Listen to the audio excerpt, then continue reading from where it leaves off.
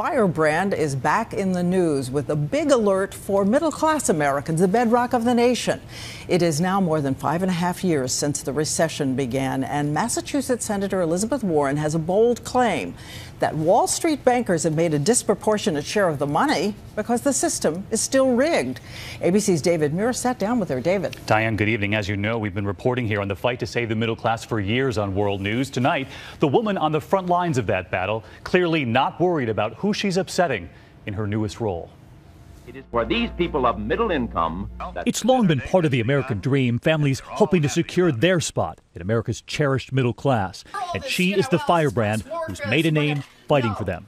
There is nobody in this country who got rich on his own. A lot has changed since the last time we sat down with you. Yeah. Elizabeth Warren is now a senator, and she's not worried about being a Washington insider. The game is rigged to work for those who already have money and power. Working families, they're not looking for a handout. They just want a level playing field. In fact, a new study shows the rich in this country getting richer since the recession. The top 1% now taking in 22% of income in this country. Warren knows those families slipping because growing up in Oklahoma, hers was one of them. You write that my mother usually picked me up from school in our bronze-toned station wagon. Instead, she writes, one day she showed up driving the old off-white Studebaker that Daddy had been driving back and forth to work.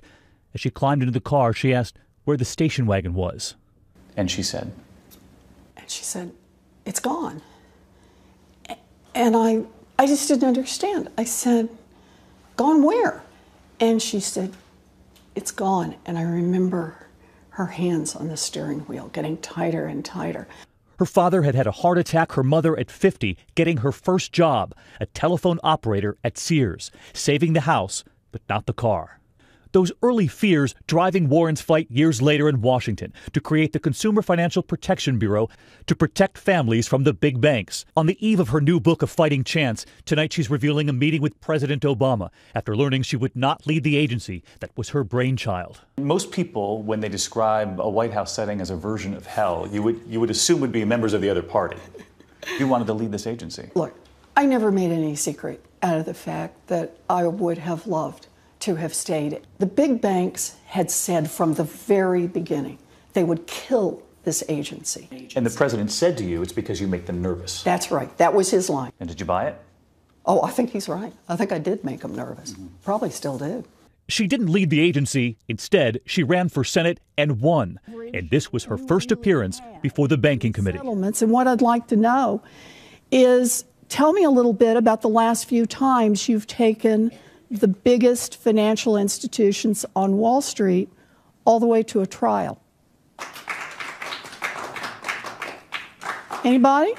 I will have to get back to you with the specific information. I've read a number of articles just within the last week, and one of them is titled Hillary's Nightmare. And they're talking about you. I don't get who writes these headlines or what they're about. I think there's just kind of a pundit world out there. Are you going to run for president? I'm not running for president. There's nothing that could change your mind. David, like I said, I'm not running for president. And do you think Hillary Clinton would make a good president? I think Hillary Clinton is terrific. We've got to stay focused on these issues right now. And new numbers tonight. At the depths of the recession, 25% of families in this country said they couldn't break into the middle class.